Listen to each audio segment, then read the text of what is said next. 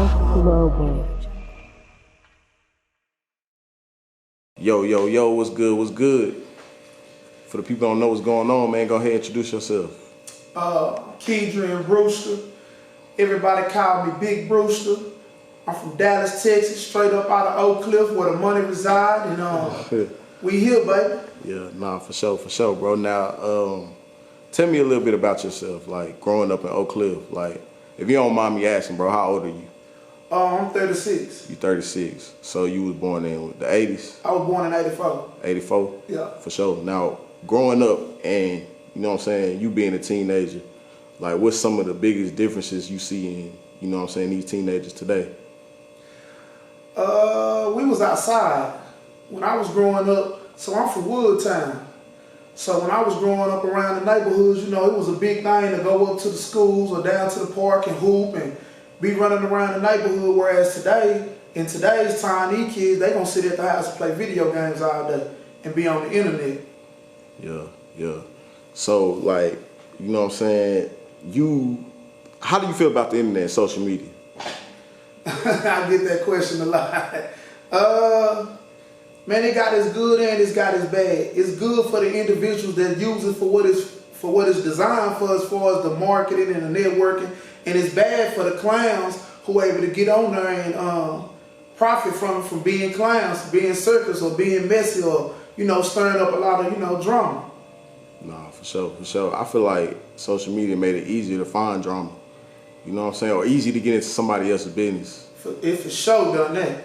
For sure. Now, what was like, you know what I'm saying? Like, tell us about your childhood, bro. Like, tell us about your teenage years. So like I say, I grew up in Woodtown. You know, my mama, she from the streets.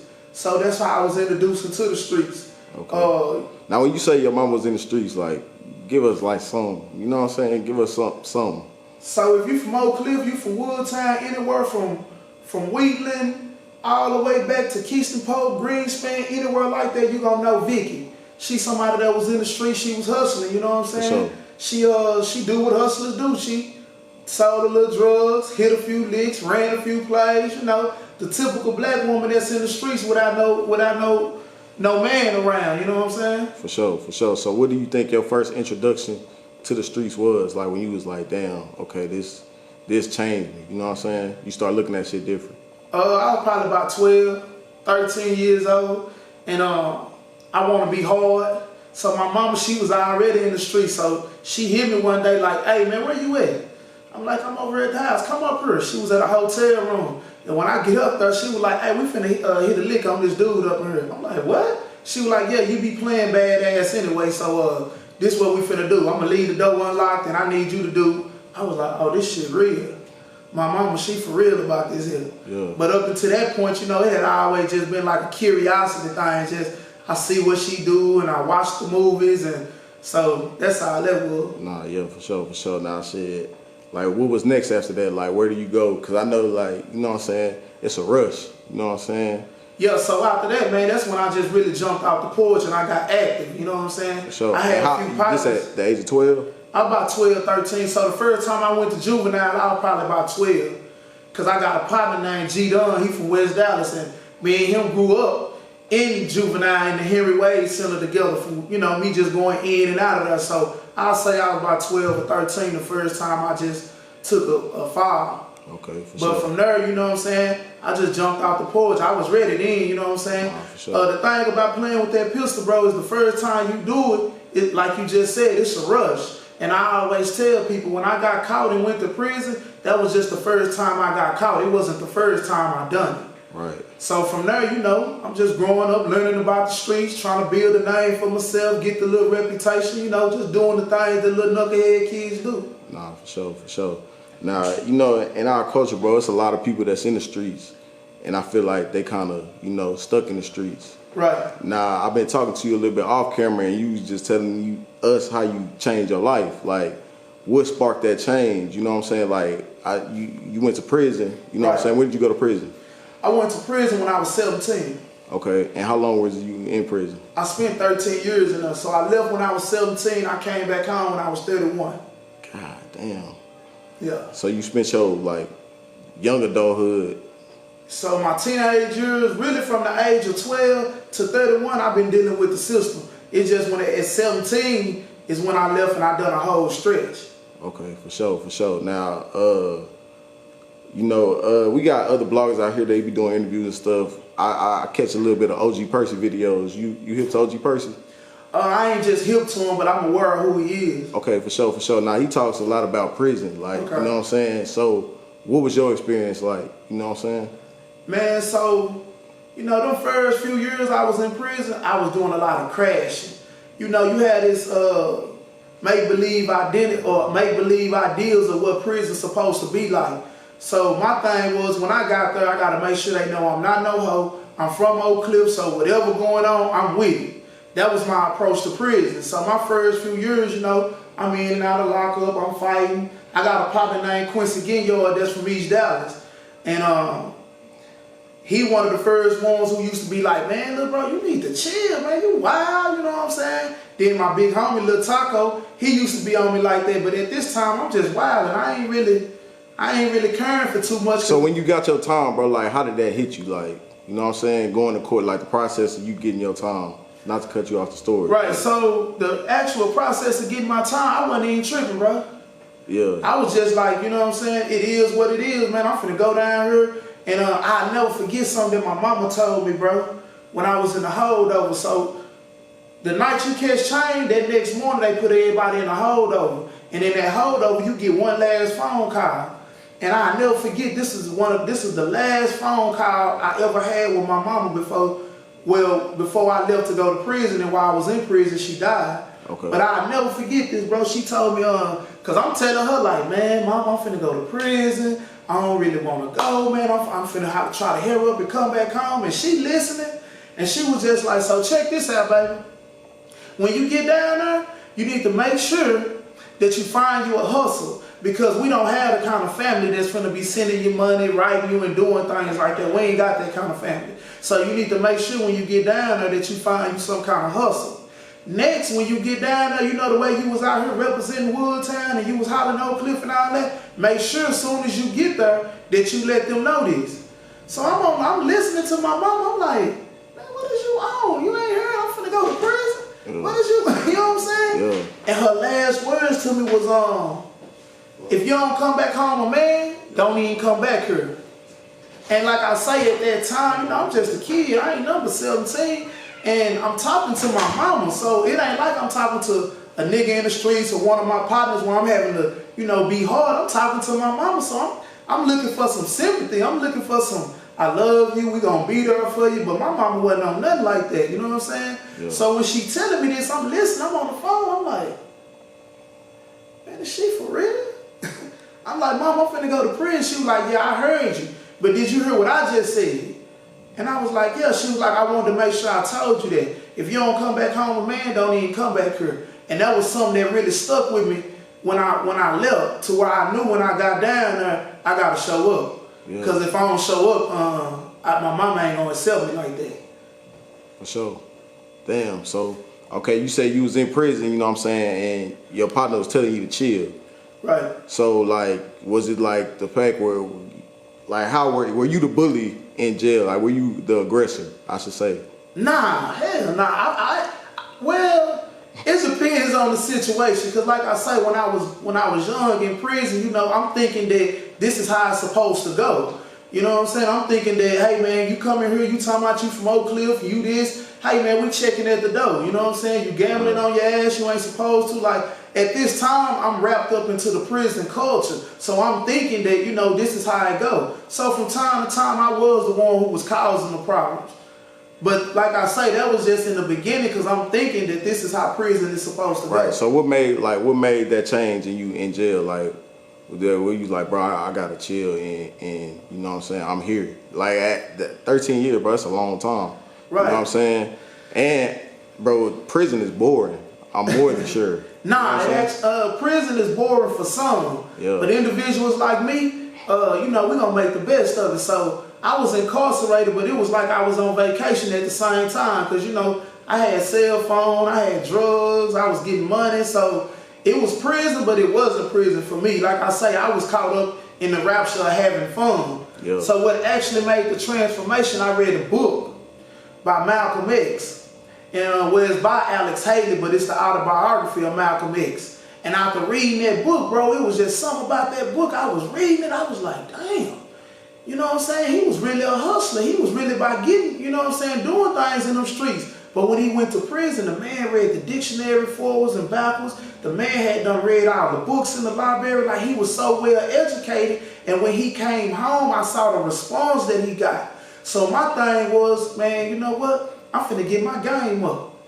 I'm finna get myself all the way together. I'm finna get my GED. I'm finna read every book in here. Like, I'm finna really step it up. And then being around other individuals that was already where I was trying to get to, as far as I got partners that was already in prison. I'm talking about they was on their game. You know what I'm saying? They had females in here. They was doing so much of what I wanted to do or what I thought I wanted to do that I was like, oh yeah, I gotta come on with it.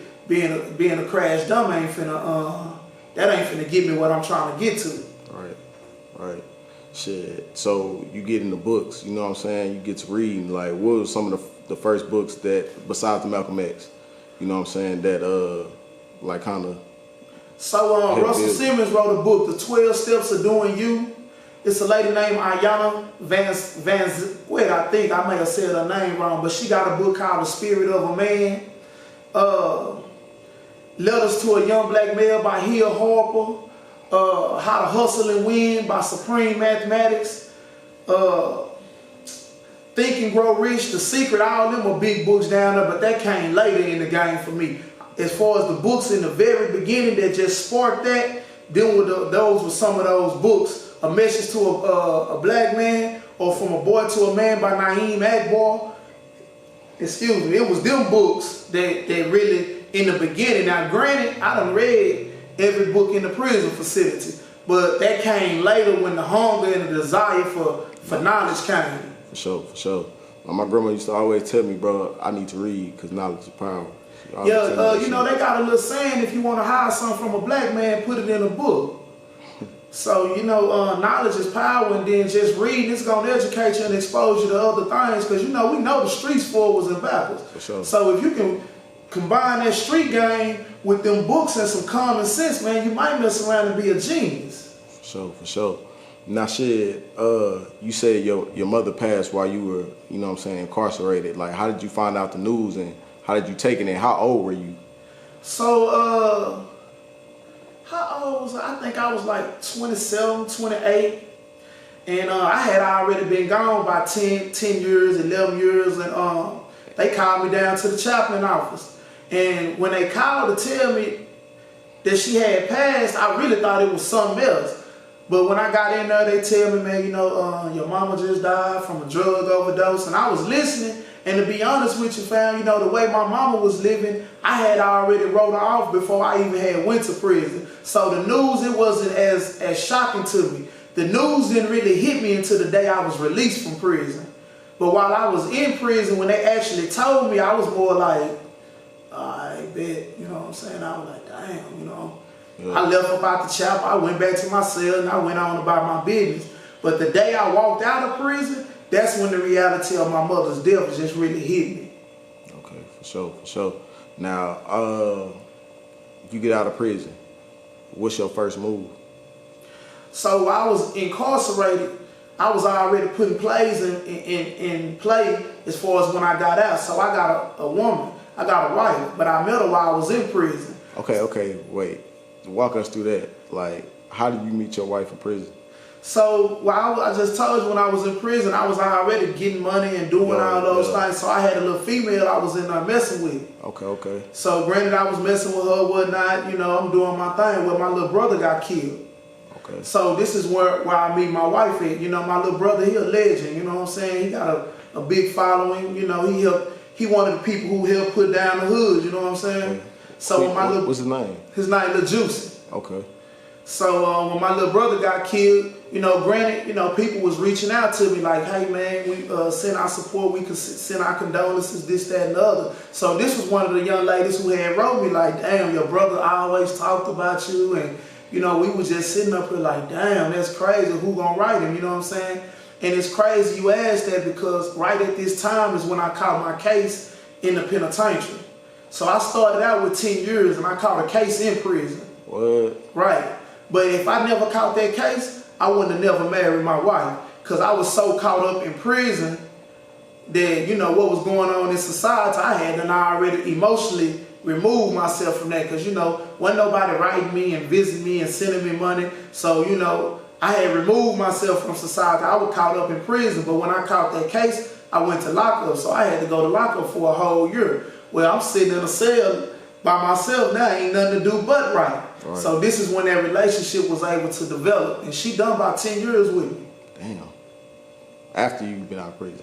Nah. In prison? In prison. So I've been home, finna be what, 6, 7 years? So I've been knowing her since she was about 19. Oh, so you met her at the beginning of yo. And I met her right around my fourth year in prison, because that's when my little brother got killed. Okay, for sure. Okay, now, you know what I'm saying? You said you was married out of prison? You got married in prison? I got married while I was down there. Okay, so like, how that work?